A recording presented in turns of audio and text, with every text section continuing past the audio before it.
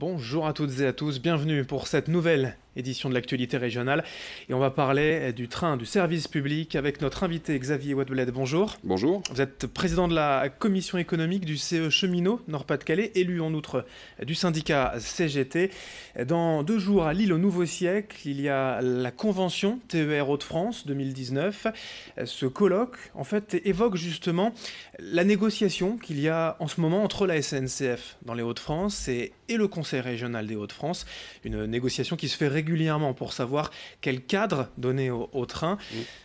Pourquoi renégocier cette convention et que contient-elle surtout? D'accord. Alors, ouais, le colloque va évoquer justement les enjeux de cette nouvelle convention TER. Alors, la convention TER a été signée pour 10 ans en Nord-Pas-de-Calais et elle arrivait à terme en Picardie. Et du fait de la fusion des 2 régions, une clause de revoyure était prévue dans ces conventions.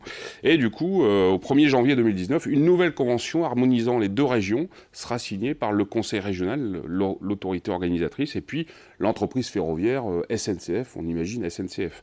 Parce que, bon, on a entendu le président Bertrand évoquer, à grand renfort de communication, l'arrivée de la concurrence imminente. Bon, elle n'aura pas lieu tout de suite. Ça ne sera pas en 1er janvier 2019. Ah non, là, non, on sera non, encore non, entre ouais. ces 2 parties. Ah oui, la oui. région qui paye, puisque Oui. c'est le cas, et la SNCF donc, voilà, qui met les trains sur les lignes. Cette convention, elle cadre tout, les horaires, les prix, le nombre de trains, c'est vraiment... Ouais, c'est un paquet, et dedans, on y met le territoire, le maillage du territoire, les horaires de train, le prix du train, le nombre de trains par jour. Tout est cadré par la convention TER. Je le disais, si c'est la région qui paye, comme souvent, on essaye de tirer les prix vers le bas, de mettre Oui. moins de trains possible à des prix plus élevés. C'est comme ça que ça se passe ou c'est un peu plus compliqué? Oh, il doit y avoir quelques tensions entre la SNCF et puis la région, parce qu'on veut toujours quelque chose au meilleur prix. Bon, après, le prix du transport ferroviaire n'est pas non plus négociable à foison, parce que bon, il y a quand même, en termes de sécurité, il y a quand même des éléments invariables. La sécurité du transport ferroviaire n'est pas la sécurité du transport routier, par exemple. Hein. Donc, il y a quand même des cheminots qui œuvrent tout au quotidien sur ce transport et ils sont formés, et donc ça coûte quand même quelques deniers, on va dire. Je le disais, ce mercredi 17 octobre à Lille au Nouveau Siècle, vous organisez une convention, un colloque en fait pour évoquer cette nouvelle convention. À votre avis, en tant que syndicat, n'est que consultatif, hein, c'est vraiment une négociation entre la région et la SNCF. Quel changement vous avez à prévoir ou peut-être à craindre en tout cas? Alors, notre avis est consultatif, certes, mais il est contributif aussi. Et on veut qu'il soit contributif parce qu'on a l'expertise du métier et du terrain que certainement la région n'a pas. Parce que nous, on y travaille, on œuvre là-dessus. On a quelques craintes quand même avec cette nouvelle convention. On a des craintes sur un contrôleur à bord des trains, par exemple, où la SNCF voudrait vendre à la région des trains sans contrôleur. Ce qui était le cas en Picardie. C'est ce qui était le cas en Picardie sur une ligne Creil-Beauvais.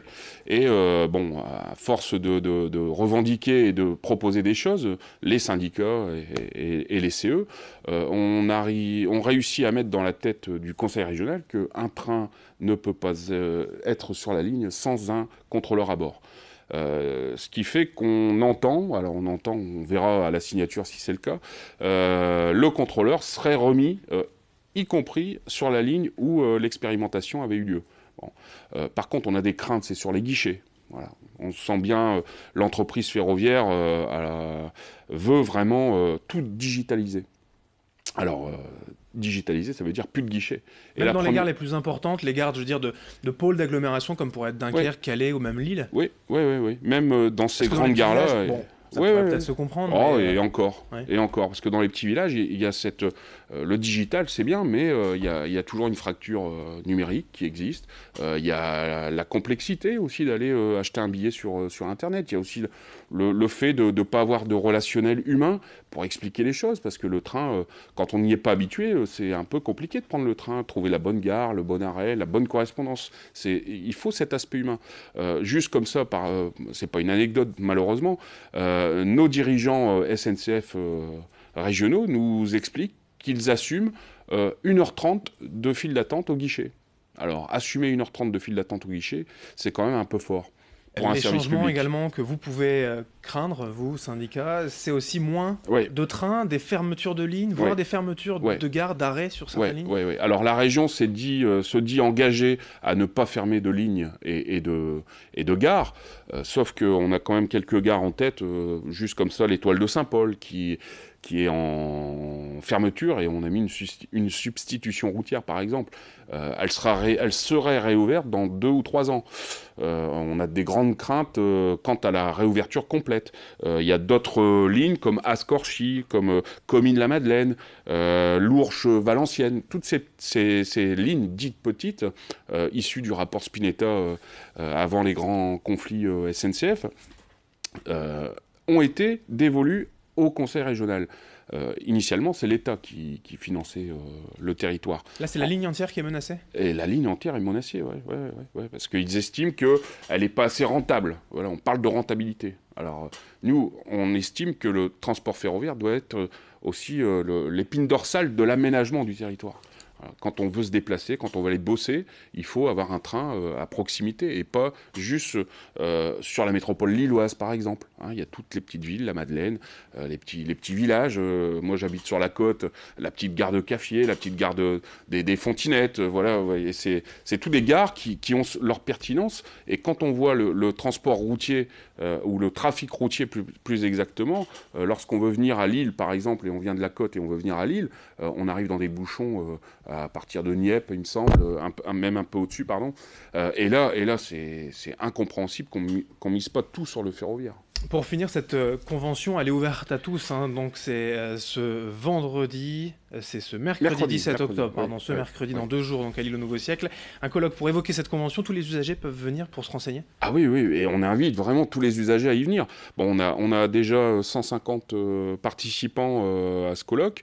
On peut augmenter la jauge et on attend avec impatience de voir l'usager venir poser sa question à Franck Dersin, parce qu'il sera présent, ou à un syndicaliste, ou à quelqu'un d'une association comme l'AFNOT.